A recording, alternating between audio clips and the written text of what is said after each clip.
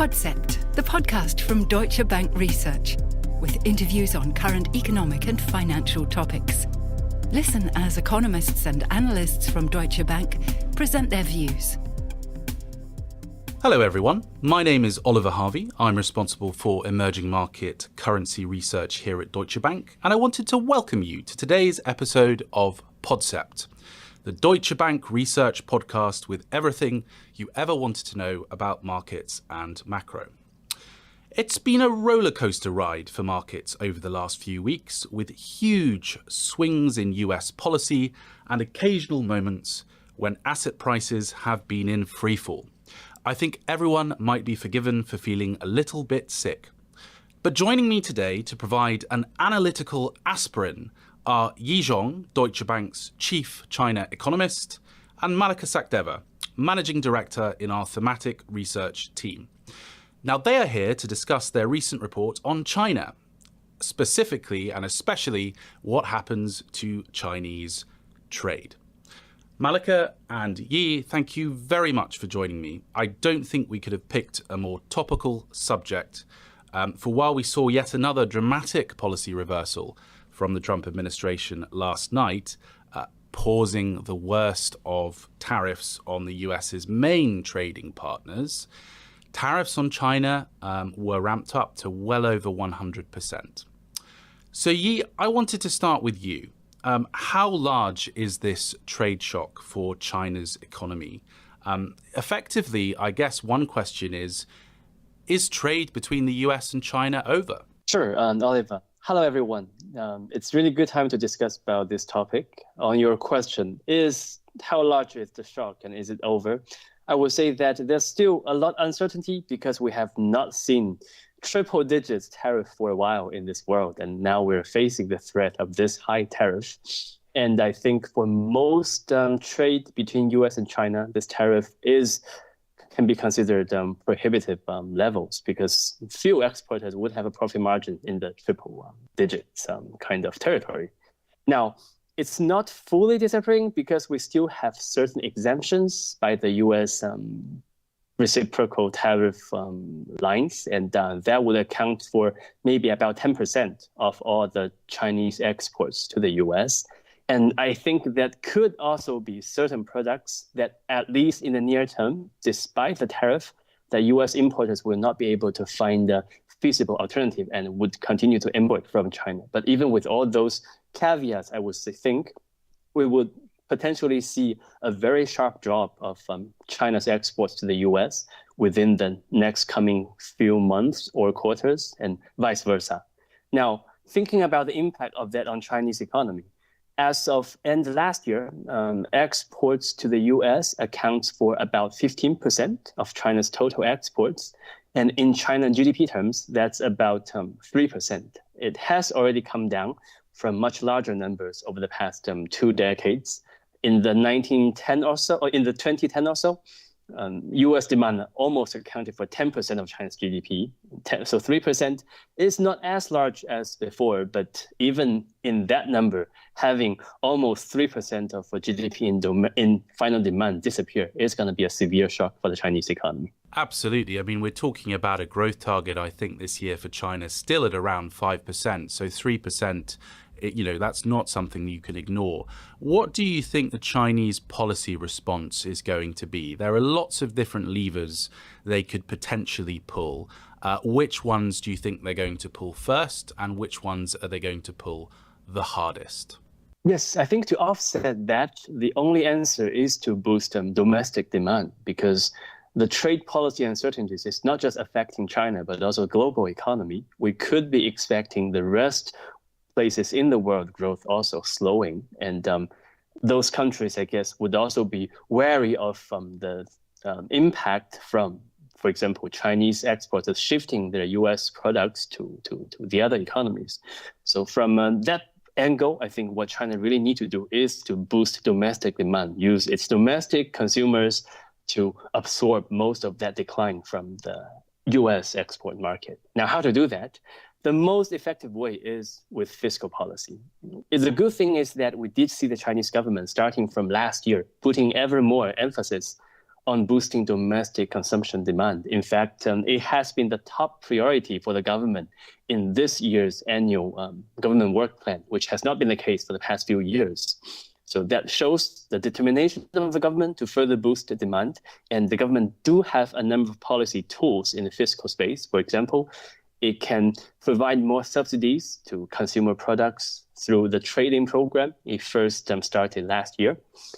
It could provide even cash handouts to its citizens. For example, the government is raising the pension payout. It is considering a plan to give cash incentives, subsidies for families having children.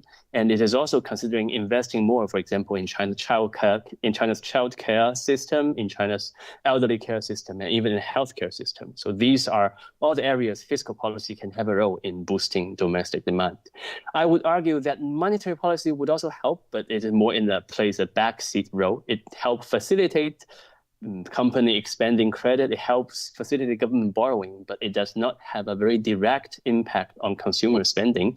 Perhaps the most impactful tool for the monetary policy is by lowering the interest rates on consumer loans. But again, that is an indirect rather than indirect impact on China's domestic demand.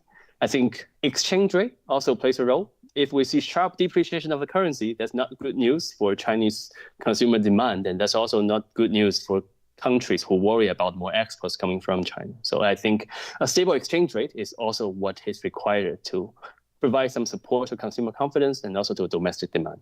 That's a great point, Yi. And actually that leads me on to my next question. Indeed, a stable exchange rate. This one is to Mallika. Now, it seems like this time is a little bit different from the last trade war in 2018, Mallika.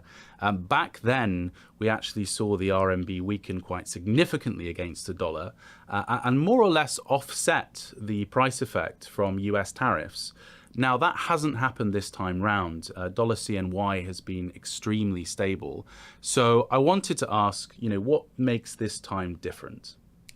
That's a great point, Oliver. This definitely has been a key point of difference versus the first trade war. The Chinese yuan has moved about 2%, in a 2% range so far since Liberation Day, which is not negligible, but is a lot less than tariffs would imply or the moves that we've seen in other currencies and asset classes. I would say there's a few reasons for this.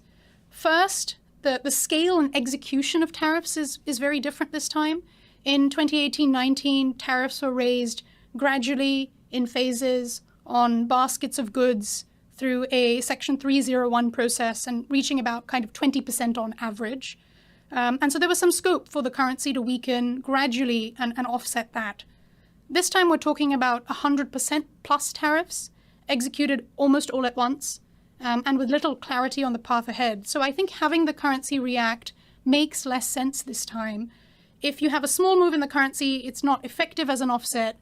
And if you have a very large move, it could be destabilizing to internal financial stability. So I think that's the first, which is just the scale of the tariffs. The second, and as Yi alluded to, I think China's more prepared this time. I think the scale of the tariff shock probably exceeds what was estimated, but President Trump was talking about 60% tariffs on the campaign trail. Like Yi mentioned, China has significantly reduced its export dependence on the US, and it's also reduced its import dependence. A lot of the kind of key imports that China gets from the US, like mineral fuels and soya beans, can be substituted to other countries. Third, I would say there's probably some strategic reasons as well for China to keep the currency stable.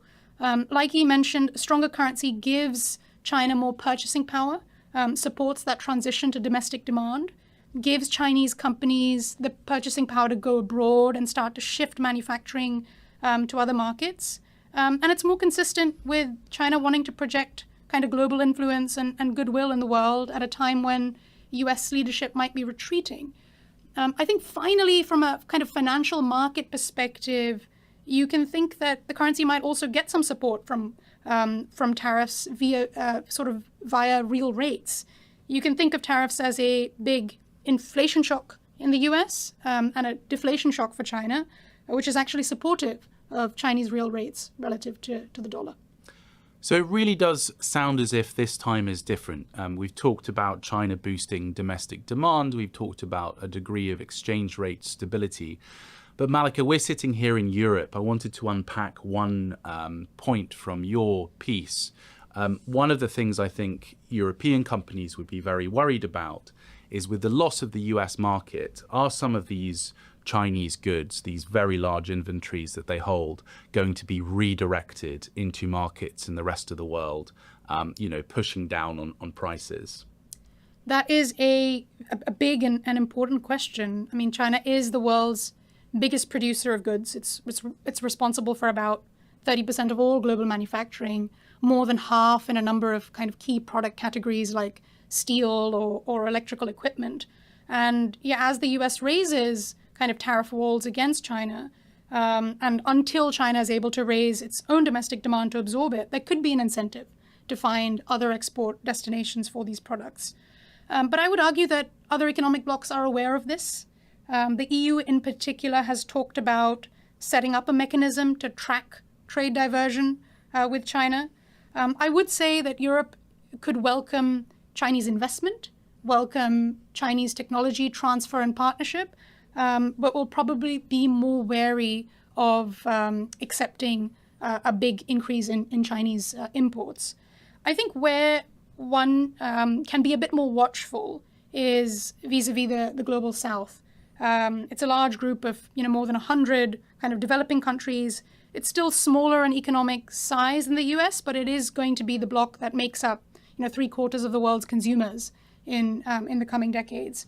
If China turns its export kind of machine towards the global south as the end destination for goods, that could be a world in which some of these emerging markets struggle to industrialize themselves and catch up. I would argue that no country in the global south has really broken into manufacturing in a big way, following China's path. Now, obviously, the positive scenario, which we've been talking about, is that China actually begins to move production and investment into these markets and gives them the development ladder that China itself had 20, 25 years ago. And so which way this kind of scenario materializes, I think, is going to be a really big theme for the world in terms of driving growth, employment, inflation, FX prospects. So, where Chinese goods end up, Chinese investment ends up, is going to be a big, big theme. It's a fascinating prospect, the idea, just as the US is trying to reshore a lot of its industries, China might in fact be offshoring and help to offset some of that income shock from US tariffs from some of these low-income countries. Yeah, I wanted to give you the final question because you've talked a lot about boosting domestic demand in China this time, and a lot of economists for a long time have talked about China using those fiscal tools. The question I wanted to ask is, obviously, the structure of the economy has been geared to some extent towards manufacturing and exports for some time. How long do you think this process of boosting consumption is going to take?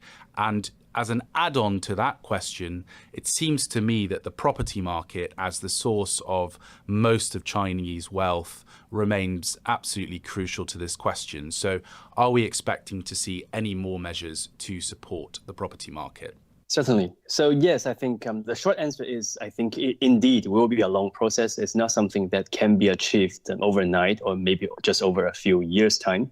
But thinking about it, the Chinese government has also been trying hard to shift demand from external to domestic. But indeed, with the US-China economic model running so well over the past 2 decades, there's not a strong need for China really to increase its domestic consumption as long as its exporters can still find good market outside China. But that is definitely changing from today. I think there's also the factor that if the property sector does come into a strong question here, because Chinese households do have very high savings, and part of that high savings is because they spend a lot on the property they own. And during the boom years of the property sector, that it could easily cost Chinese families a big fortune to purchase a house, which they need to save a lot to pay for. Now, the property prices has come down. The property downturn is maybe stabilizing. Over the same course, you have Chinese households accumulated large amount of savings in their bank accounts, and that seems to could become in the future a driver for their consumption going forward. And there's many other things that need to change. I think the household share of income is still an issue.